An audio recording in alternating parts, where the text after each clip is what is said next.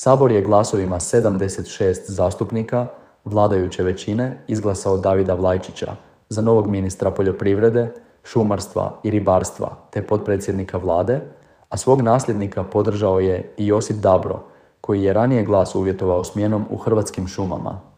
Uz negodovanje oporbe koja je svoje protivljenje radu vlade, osim pritišćujući crveni gumb tijekom glasanja za novog ministra, iskazala i u oči glasanja u zahtjevima za stankom, David Vlajčić iz redova Domovinskog pokreta dobio je dovoljno glasova podrške te je izglasan za novog ministra. Dragi Hrvati, Hrvatska nikada nije imala ovakvu vlast. Briselska instalacija koja predvodi globalističke zahtjeve, od depopulacije do izdaje valute, suvereniteta i svih hrvatskih svetinja, a potporu mu daje stranka koja više ne postoji. Prodano, izdani pokret. Kako je danas izgledalo ovo ruglo i sramota u Saboru, pogledajte u nastavku. Za iskazivanje povjerenja Davidu Vlajčiću za obavljanje dužnosti potpredsjednika Vlade Republike Hrvatske i ministra poljoprivrede, šumarstva i ribarstva. Predlagatelj Andrej Plenković, predsjednik Vlade Republike Hrvatske. U skladu s člankom 119. Poslovnika Hrvatskog sabora rasprava je provedena na sjednici Odbora za poljoprivredu. Sukladno članku 119. stavku 10. Poslovnika o ovom prijedlogu ne vodi se rasprava na plenarnoj sjednici. Naglašavam da članak 252. Poslovnika određuje da je za iskazivanje povjerenja članovima Vlade potrebna većina glasova svih zastupnika, dakle 76 glasova. Prije nego što pređemo na glasovanje, imamo nekoliko zahtjeva za stankom. Prvi na redu, kolega Pavliček, izvolite. Poštovani, tražimo stanku od 10 minuta u ime kluba Dom je nacionalno okupljanje i Hrvatskih suverenista kako bi još jedanput istaknuli da će danas hrvatska politika očigledno dotaknuti novo dno. Jer će vladajuća većina, a time i Vlada Republike Hrvatske ovisiti o jednom revolverašu. Ovisiti o osobi koja u slobodno vrijeme puca vatrenim oružjem. Kao u slobodno vrijeme to vatreno oružje daje maloljetnoj djeci. I time ugrožava sebe, svoju sigurnost, sigurnost djece i sigurnost imovine.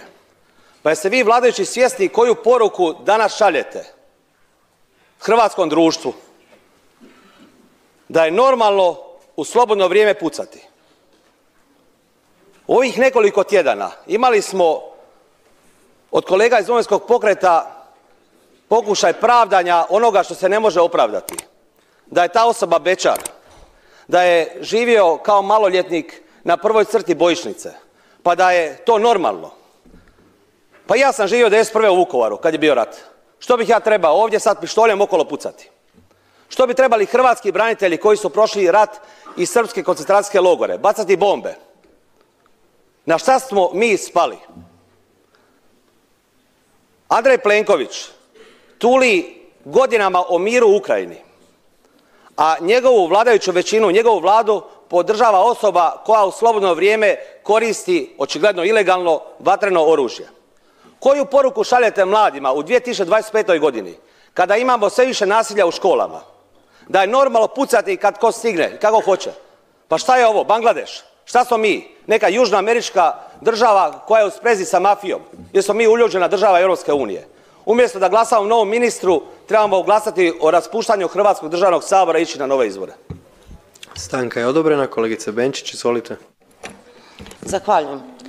Tražim stanku u ime kluba Možemo u trajanju od 10 minuta kako bi se još jednom obratili vladajućoj takozvanoj većini. Pa dakle, draga većino ili ono što je od vas ostalo, svaki od vas pojedinačno, evo neka se zapita žele li biti dio većine koja ovisi o bivšem ministru Dabri. Želite li biti dio većine Andreja Plenkovića koja već godinama, a sada osobito, ne može naći adekvatnu osobu za ministra i jednog resora? Želite li biti dio većine koja doslovno za vođenje ključnih resora u zemlji o kojima ovisi prehrambena samodostatnost, o kojima ovisi kućni budžet naših građana, vadi iz šešira, i to ne više svojeg šešira, sada vadi iz šešira Domovinskog pokreta? Želite li biti dio vladajuće većine koja je vašim građanima osigurala najvišu stopu inflacije u eurozoni? Želite li biti dio vladajuće većine koja upravlja javnim poduzećima na način da se ključni resursi ove zemlje daju u bescjenje i u nečije profite, a da građani od toga nemaju ništa? Želite li biti dio Plenkovićeve većine koja zapošljava isključivo po prijateljskim vezama Andreja Plenkovića, a posljedice toga nisu samo ekonomske, posljedice toga nisu samo moralno zgražanje, posljedice toga sada imamo u ljudskim životima. Svi vi izlazite uskoro i na lokalne izbore. Sa čime izlazite? Sa kakvom popudbinom? Da ste dio većine koja ovisi o Dabri. Stanka je odobrena. Kolega Kukavica, povreda Poslovnika, izvolite. Članak 238. obmanjivanje javnosti. Naime, da, i mi jesmo ponosni na sve ono što je gospodin Dabro radio kao ministar i ono što je započeo raditi i mislim da je to ono što smo davno trebali mi ovdje u Hrvatskoj napraviti, ali evo došao je Domovinski pokret i počeo je raditi ono sve što vi drugi niste radili. A druga stvar, gospođo Benčić, interes naroda i već kad pričate o tome svemu, samo vas molim koncert Thompsona odobrite na hipodromu i budite sigurni da će vam narod biti zahvalan i u Zagrepčani, a i cijela Hrvatska. Kolega Kukavica, ovo je bila replika, a ne povreda Poslovnika, dobivate opomenu. Sada i kolegica Benčić, isto izvolite. Zahvaljujem, povreda članka 238. Da, moglo bi se reći došao je Domovinski pokret, došao je uz prasak, ušao u legendu, a otići će uz tresak. Kolegice Benčić, isto tako dobivate opomenu. Bila je replika. Samo malo sad, kolegice i kolege, sad glasovanje imamo, a ne povrede Poslovnika i raspravu. Kolega Raspudić, izvolite. Članak 238. vrijeđanje i omalovažavanje zastupnika. Dakle, molim gospodina Kukavicu da ne vrijeđa gospodina Marka Perkovića, istaknutog i popularnog glazbenika, dinarskog Dilana, kao što neki kažu, jer on s ovom pričom nema veze. Naime, u automobilu vašeg zastupnika i donedavno ministra Dabre nije svirao spomenuti Marko Perković, nego izvjesna Zehra i neka druga vrsta glazbe, a ne hrvatska. Kolega Raspudić, isto tako bila je replika, pa i vi dobivate opomenu. Kolega Mlinarić, izvolite. 238. vrijeđanje saborskih zastupnika. Evo vidim kako je gospodin Pavliček, koji nije služio ni hrvatsku vojsku, nek se izvukao na civilno služenje vojske, priča o pucanju, kao i Sandra Benčić koja je pucala sa petardama prva. A o poljoprivredi, gospođo Benčić, vi znate jedino motat nešto što ne znamo uopće koji je bio sadržaj toga motanja i gdje ste to sadili i šta ste to zapalili na onome skupu koji ste organizirali tamo na Markovom trgu. Kolega Mlinarić, dobivate opomenu. Kolegice i kolege, ajde, idemo sad potpuno u krivom smjeru. Bez veze vodimo raspravu koja nema veze s temom. Kolega Pavliček, izvolite. Članak 238. Kolega Mlinarić, na Markovom trgu još stoji ograda koju ste trebali magliti prije nekih 8 mjeseci kako ste hrvatskoj javnosti obećali. Da, tako je. Ja nisam služio, ali nisam ni pucao. A vaš kolega Dabro također nije služio vojsku, ali je pucao. Tako da bolje vam je da se sakrijete u mišju rupu. Kolega Pavliček, dobivate drugu opomenu. Kolegice Benčić, izvolite. Povreda članka 238. Pa nije čak ni da me vrijeđa, ali me zabavlja činjenica da se kolege iz DP-a boje petardi, ali kalašnjikov im je okej. To je dobro. A kad smo kod poljoprivrede, pa evo, kolege i kolegice, mogli ste, ko što smo vas tražili, uvesti zelenu javnu nabavu, omogućiti našim proizvođačima direktan plasman na tržište javnog sektora, kao što mi to pilotiramo u Zagrebu, a šta ste od toga napravili? Bum, pras, ništa. Kolegice Benčić, dobivate drugu opomenu. Kolega Herman, izvolite. Pa članak 238. Kolegice Benčić, vi se možda ne bojite petardi, ali mislim da se jako bojite Marka Perkovića Thompsona, što su dokazali gradonačelnik i njegov zamjenik na dočeku rukometaša u onom trenutku kada je Marko Perković došao na tribinu, odnosno na pozornicu, uhvatili su petama vjetra. Tako da kolega Kukavica teško da će biti koncert Marka Perkovića Thompsona u Zagrebu ikada dok je ova gradska uprava na čelu Zagreba. Kolega Herman, dobivate opomenu, bila je replika. Idemo dalje. Kolegice Jeckov, izvolite. Zahvaljujem. U ime Kluba zastupnika SDSS-a tražim stanku kako bismo još jednom obrazložili zbog čega ne možemo podržati kandidata za ministra poljoprivrede.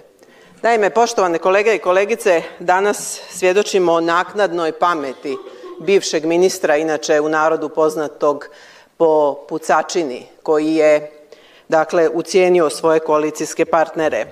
Svjedočimo imenovanju novog ministra za poljoprivredu, dakle za resor koji nam je otprilike najvažniji u našoj zemlji. I na tom mjestu ćemo imenovati čovjeka koji o poljoprivredi ne zna ništa.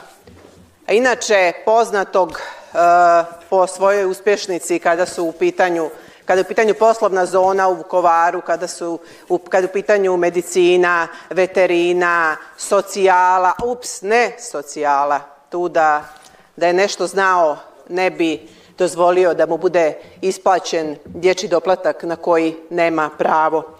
Mi danas, dakle, svjedočimo političkoj trgovini između koalicijskih partnera i imenovanju nestručnih ljudi na veoma važna mjesta. A upravo je to ono čemu nas OECD uči, da se to ne treba raditi. A mi jako, dakle, i žarko stremimo kao OECD-u. Kolegica Orešković, izvolite. Tražim stanku u ime kluba HSS-a, GLAS-a i DOSIP-a u trajanju od 10 minuta. Prije svega želim hrvatskoj javnosti poručiti da ovo što se danas događa u Hrvatskom saboru nije normalno. Hrvatski sabor ne smije postati mjesto na kojem se skrivaju oni koje bi tijela kaznenog progona trebala progoniti, određivati istrage, a možda i istražni zatvor, a upravo takav jedan zastupnik se nalazi među nama. I to kao posljedica najgore moguće trgovine utjecajem, zlouporabe položaja, političke trgovine. Ovo je zapravo postala okupacija i vladavina korupcije. Naime, u javnosti postoje teze o tome da postoje 23 snimke Josipa Drabre koji puca kalašnjikovom. Između ostalog, na nekim od tih snimaka njegov sin drži oružje iz kojeg puca, jedno drugo dijete je prislonilo oružje na usta. I taj čovjek je danas saborski zastupnik, do jučer je bio ministar. A ne samo da je bio ministar, bio je među onima koji su dogovorili novog ministra kojeg danas izglasavamo. To zapravo šalje poruku da ćemo nakon pucača Dabre i nadalje imati Dabru u resornom ministarstvu. Kao što ćemo i nakon Nediljka Dujića, koji je sada smijenjen zajedno s ostatkom uprave Hrvatskih šuma, opet imati nekog novog Nediljka Dujića i ponovno ćemo imati DORH i USKOK koji ne istražuju ono što se u Hrvatskim šumama dogodilo. Dakle, sve to skupa predstavlja poništavanje Hrvatske države, to nas sve skupa čini na začelju Europe, na začelju svih mogućih država s kojima smo se donedavno mogli uspoređivati i od njih biti bolji. Zbog ovakvih situacija Hrvatska propada, a sve zahvaljujući koruptivnim metodama i radnjama HDZ-a. Vrijeme je da takva praksa prestane.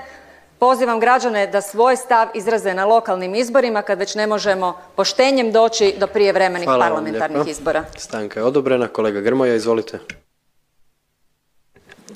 Tražim stanku u ime kluba Mosta. Ja sam uvjeren da je hrvatskim građanima mučno od onoga što se događa na hrvatskoj političkoj sceni, gdje svjedočimo ovakvim aferama. Evo i danas imamo isto tako uhićenje, skidanje imuniteta jednoj našoj kolegici i zapravo građanima je dosta ovog prepucavanja gdje HDZ proziva SDP, SDP proziva HDZ, dok istovremeno imamo ogromnu inflaciju, dok istovremeno banke ponovno povećavaju naknade hrvatskim građanima, a izvlače ogromnu dobit iz Hrvatske u prošloj godini negdje oko 1,5 milijarde eura i hrvatska vlast po tom pitanju ništa ne čini. Isto kao što ništa nije napravila po pitanju inflacije gdje imamo ogroman rast cijena.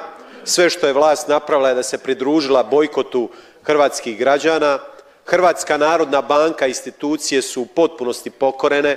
ništa ne poduzimaju, a sve što im hrvatska politika nudi, to su afere, to su pucanje iz kalašnjikova, to su namještanje natječaja, to su makinacije oko građevinskih dozvola. Most je kroz cijelo ovo vrijeme najsnažnije ustajao protiv korupcije, razotkrivao afere, ali i borio se za hrvatske građane.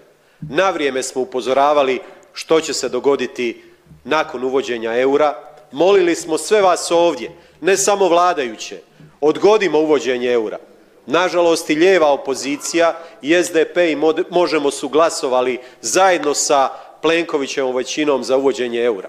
Isto tako imali smo one sulude mjere zatvaranja, tiskanja novca u vrijeme mjera, korona mjera, sve to je doprinijelo inflaciji. Vrijeme je da se pozabavimo problemima koji muče hrvatske građane. Stanka je odobrena. Kolega Raspudić, izvolite. Tražim stanku od 10 minuta u ime kluba nezavisnih zastupnika kako bismo još jednom svi skupa razmotrili sve aspekte ovog današnjeg glasovanja. Naime, ne radi se više o tome da je ljestvica moralne i političke odgovornosti snižena na najnižu razinu do sada, nego ta ljestvica više ni ne postoji. Ona je ne samo stavljena na zemlju, nego i zakopana ispod zemlje.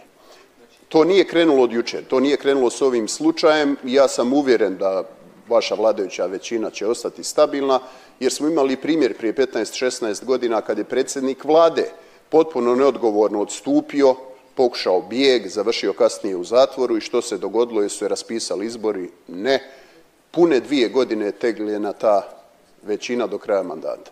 Tako da ne treba imati iluzija da će se i s ovom zadnjom aferom išta po tom pitanju promijeniti. Međutim, zanimljivo je sljedeće. Zašto gospodina Dabru niste ostavili u vladi? Ako je dobar čovjek za Sabor, za održavanje vladajuće većine, vidimo i dalje i za kadroviranje po Hrvatskim šumama, pa zašto nije dovoljno dobar za vladu? Da li je moralna i politička razina koja se zahtijeva od saborskog zastupnika znatno niža od onoga što se zahtijeva za ministra ili potpredsjednika vlade? Je li Sabor postao neka vrsta sigurne kuće pred pravosuđem? Ja ne ulazim u aspekte kaznene, krivične, ne znam, prekršajne odgovornosti, ali načinjena je nemjerljiva reputacijska šteta Republici Hrvatskoj. Pa knjige su napisane i karijere napravljene u pričama oko brendiranja države. Dovoljno je bilo tih dana na društvenoj mreži X, recimo, googlati Dabro, pa vidjeti tekstove na engleskom, njemačkom, španjolskom, talijanskom i onu snimku koja je obišla svijet, gdje se ostavlja slika Hrvatske ne kao civilizirane srednjoevropske mediteranske zemlje, nego kao nečeg što je bliže onome kako se zamišlja Burundi ili Tadžikistan. Pa ko će investirati u takvu zemlju? Dakle, razmislimo svi skupa još jednom oko ovog glasa. Stanka je odobrena. Kolegice Bježančević, izvolite. Zahvaljujem. Tražim stanku u ime kluba SDP-a kako bismo još jednom podsjetili na političku ucjenu i trgovinu unutar vladajuće koalicije. Naime, Slavonija je postala stol za političku trgovinu na kojoj HDZ i DP kartaju, a u toj kartaškoj igri ulozi su samo isključivo pozicije u javnim poduzećima, umjesto da se rješavaju stvarni problemi Slavonije. Iz svega što čujemo zadnjih tjedana iz Domovinskog pokreta jasno je da njih korupcija u Hrvatskim šumama ne zanima. Naime, oni o njoj pričaju tek u trenutku kada je njihov ministar, koji puca iz jurećeg automobila, u naseljenom prostoru smijenjen, odnosno primoran napisati ostavku. Ono što je zanimljivo je da su zaboravili Robin Hoodovski, za što se u posljednje vrijeme prodaju, spomenuti novi cjenik šumskih proizvoda uprave u odlasku, odnosno skuplji za 7 do 15%. Sasvim slučajno. Jasno je da ih zanima samo to tko će svog poslušnika postaviti u to javno poduzeće. I ta politička ucjena zapravo samo je jedan od dokaza u nizu toga da se u ovoj državi ne upravlja niti na temelju stručnosti, znanja ili javnog interesa, već isključivo na temelju nekakvih stranačkih kombinacija, što je upravo suprotno od onoga što je naša obveza prilikom pristupanja OECD-u, transparentni javni natječaji i profesionalno upravljanje javnim poduzećima. Ali kada je u pitanju podjela plijena, naravno bratski dogovor sestrinskih stranki nije uopće upitan. Hrvatski ljudi će paralelno dobiti novog ministra poljoprivrede koji s poljoprivredom veze apsolutno nikakve nema. i naravno još jedno političko imenovanje u javnom poduzeću i sve to pod parolom predsjednika Vlade možemo dok možemo. E pa SDP u tome sudjelovati neće. Mi ćemo se i dalje boriti za sustav u kojem se ne pita čiji si, već što znaš i možeš učiniti da građani ove zemlje konačno žive dostojanstveno i pristojno. Hvala. Stanka je odobrena. Povreda Poslovnika, kolega Zekanović, izvolite. Poštovani predsjedniče, članak 238. Interesantno kako je danas u Saboru malo atmosfera komorna. Mislim da je razlog kolegica Barbara Antolić Vupora, odnosno ono što se njoj upravo događa. Da je nešto se suprotno dogodilo, da je neko od vladajuće većine završio istražni zatvor, zanima me koje bi bile reakcije u Hrvatskom saboru. Dakle, ponovit ću, gospođa je naša draga kolegica, danas smo skinuli imunitet, članica Socijaldemokratske partije. Kolega Zekanović, dobivate opomenu, bila je replika. Kolega Grbin, izvolite. Članak 238. Kolega Zekanović, da je netko iz vladajuće koalicije završio u istražnom zatvoru, danas ne bi imali glasanje jer se ministar ne bi mogao izglasati. Zato DORH ne postupa na isti način sa svima, ali to je druga priča. Kolega Grbin, dobivate i vi opomenu, bila je replika. Sada je na redu ponovo povreda Poslovnika, kolega Zekanović, izvolite. 238. Pošto mi omiljeni zastupnik se javio, moram mu replicirati. Dakle, ponovit ću, članica Socijaldemokratske partije je trenutno u istražnom zatvoru. Dakle, nitko iz vladajuće većine, nego iz Hajdašove partije. Kolega Zekanović, dobivate opomenu, ponovo je bila replika. Idemo dalje sa zahtjevima za stankom. Kolegica Puljak, izvolite. Evo, zahvaljujem. Tražim stanku u ime Kluba Centra i nezavisne platforme Sjever. Dakle, nakon što je bivši ministar poljoprivrede u javnosti još poznat kao revolveraš i kupac diplome Josip Dabro danima prijetio kako neće podržati novog ministra ako se ne smijeni uprava Hrvatskih šuma, evo danas je zadovoljan. A zašto? Zato što je Domovinski pokret u podjeli plijena dobio pravo postaviti svoje ljude na čelo Hrvatskih šuma. Dakle, ovo nije njihova borba protiv korupcije, ovo je borba za moć, funkcije i novac građana. Domovinski pokret nije ušao u koaliciju da bi mijenjao sustav, već da bi neki njegov dio preuzeo. A HDZ je pronašao još jednog savršenog partnera, sličnog njima, onog koji voli korupciju više od Hrvatske. Ova koalicija neće se raspasti jer ih ne drži zajednička politika, vizija, već zajednički interes, kontrola nad javnim poduzećima i novcem svih građana. Danas smo u ovoj instituciji održali okrugli stol Žene u znanosti. Rekla sam tim znanstvenicama, vrhunskim znanstvenicama koje su došle ovdje, da mi je neugodno što se nalaze u ovoj instituciji jer među nama sjedi čovjek koji je pod sumnjom da je kupio diplomu. Dakle, građani Hrvatske, Hrvatska je zemlja s najvećom inflacijom u Europi jer je opterećena korupcijom i golemim državnim aparatom. Vrijeme je zaista na sljedećim izborima da izaberete ili HDZ i politička trgovina ili Hrvatska. Hvala. Stanka je odobrena. Povreda Poslovnika, kolega Kukavica, izvolite. Članak 238. obmanjivanje javnosti. Domovinski pokret dovoditi u korupciju je apsolutno jedan nonsensus koji radi već duže vrijeme kolegica Marijana Puljak. Naime, ako igdje imamo korupciju na koju je ukazano, to imamo u gradu Splitu, što je njezina bivša djelatnica jasno elaborirala u više navrata, kao i neki drugi politički akteri. A što se tiče primitivizma i svega što se događa u političkom prostoru, ja mislim u 1700 godina Splita da se nije dogodio čovjek kao Ivošević i mislim da apsolutno ste vi primjer svega onoga negativnoga što događa u Republici Hrvatskoj. Kolega Kukavica, kupili ste vijećnika SDP-a.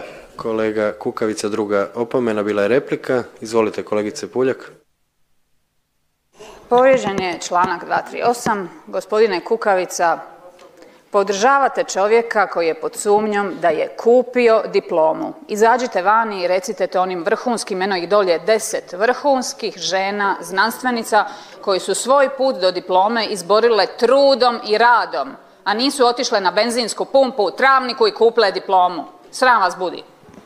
Kolegice Puljak, dobivate opomenu. Idemo sada dalje. Kolega Penava, izvolite, stanka.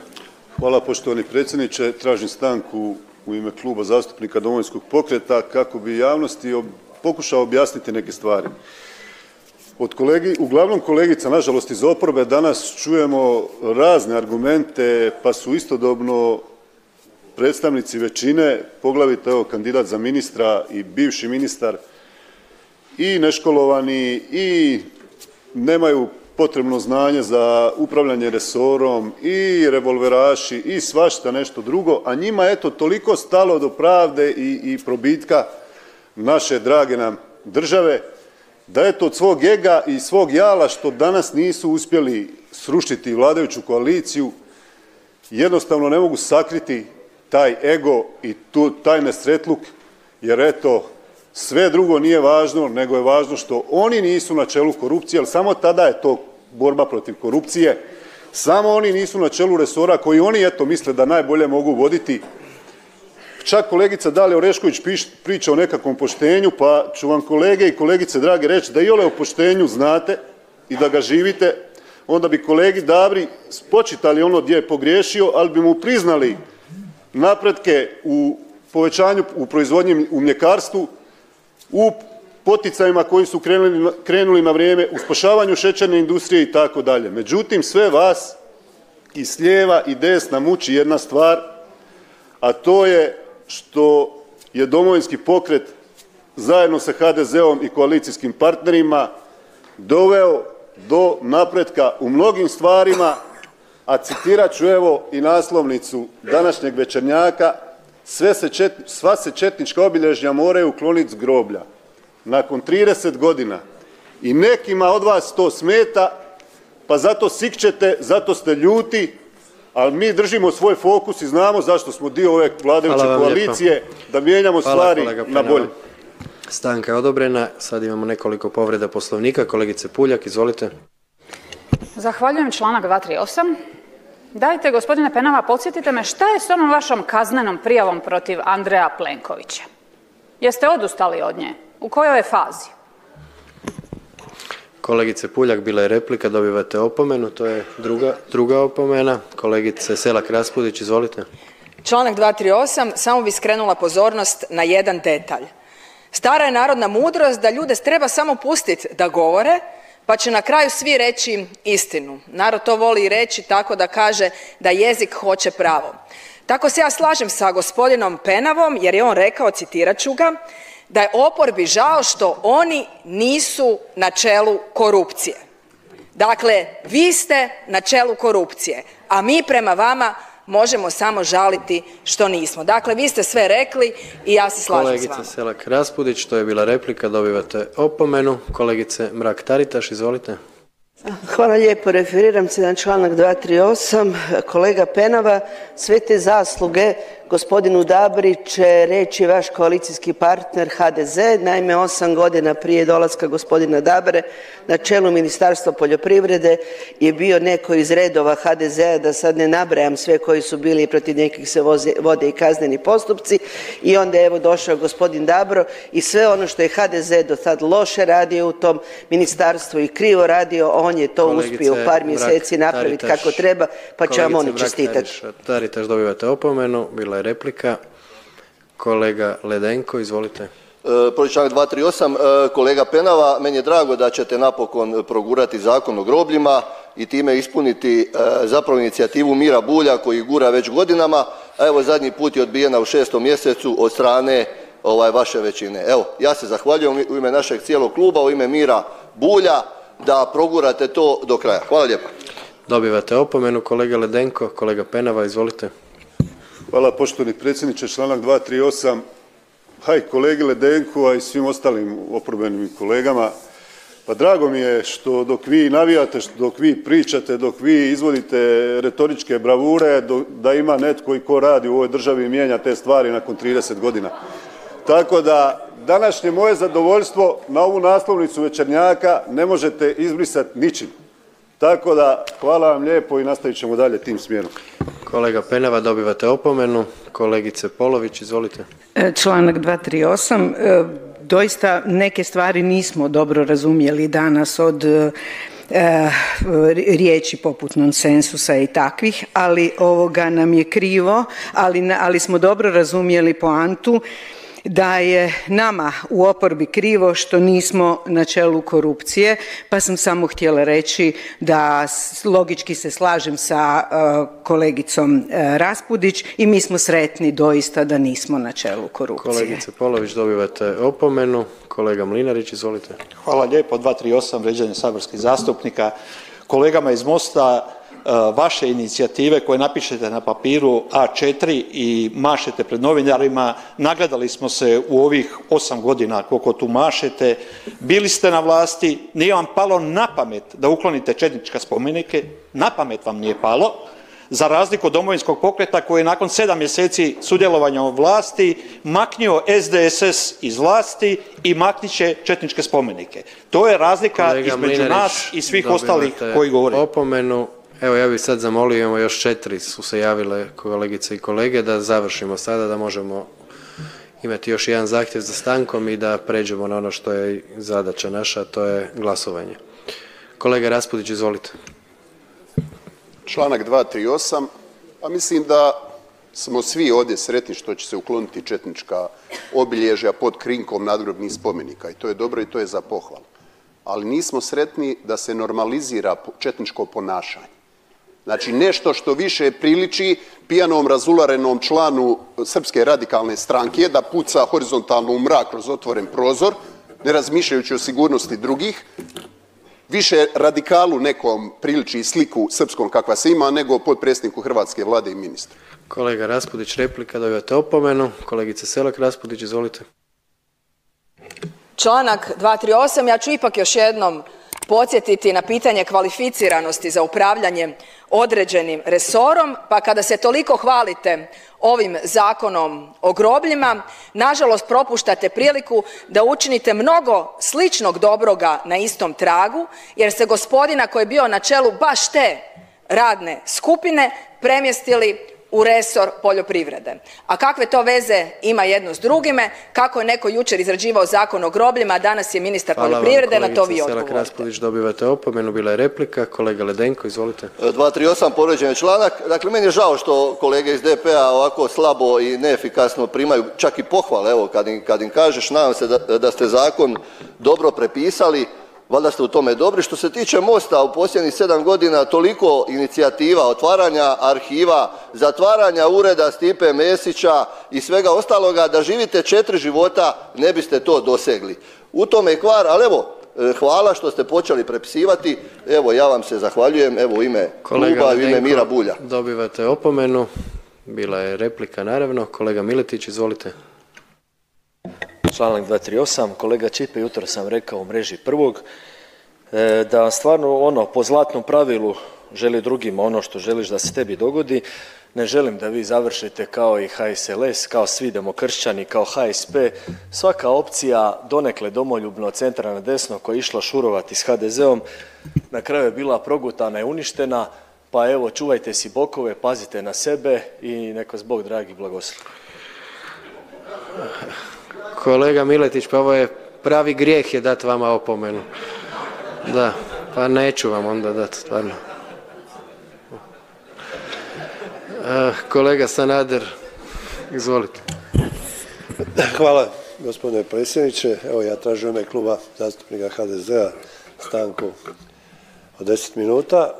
Naime, želim iskoristiti ovo obrazlaganje. Prvo da jasno poručimo, evo, kolegici koja ovdje kaže da smo mi takozvana vladajuća većina.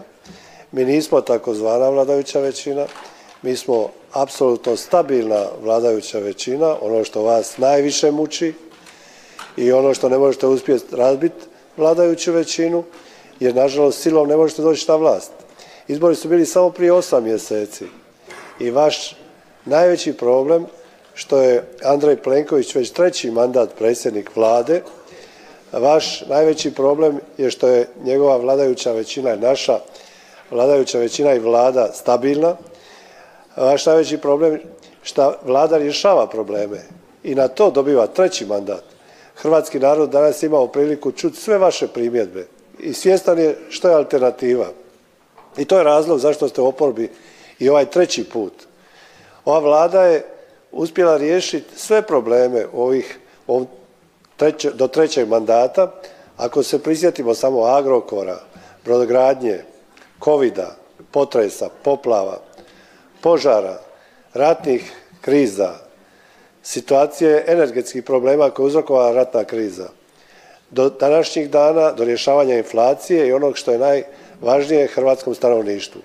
I to je ono što vas muči. Mi vam tu ne možemo pomoći, želimo da i dalje ostanete takvi. Danas SDP ovdje proziva i govori o korupciji, a njihov zastupnik iz danas će biti pritvoren. Pa to sve građani Hrvatske vide i sve im je jasno.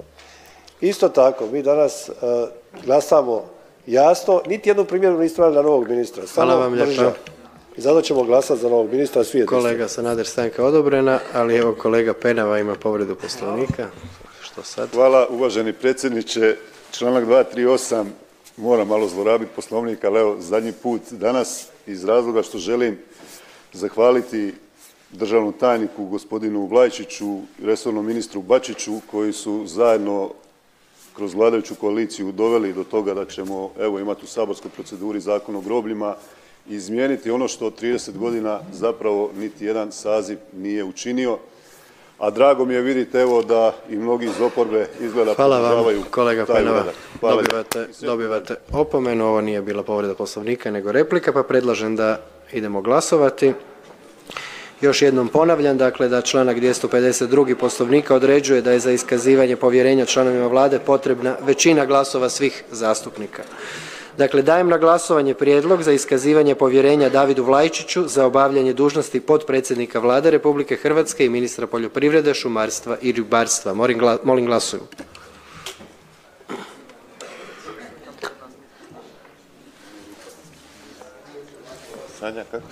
Glasovalo je 142 zastupnika i zastupnica, 76 bilo je za, 66 bilo je protiv, tako da je iskazano povjerenje Davidu Vlajčiću za obavljanje dužnosti potpredsjednika Vlade Republike Hrvatske i ministra poljoprivrede, šumarstva i ribarstva. Poštovane zastupnice i zastupnici, iskazivanjem povjerenja stekli su se uvjeti za davanje prisege. Zapratite kanal King Invictus Official. Svakodnevno pratimo i neovisno izvještavamo o vijestima u Hrvatskoj. Borba počinje gdje mainstream završava.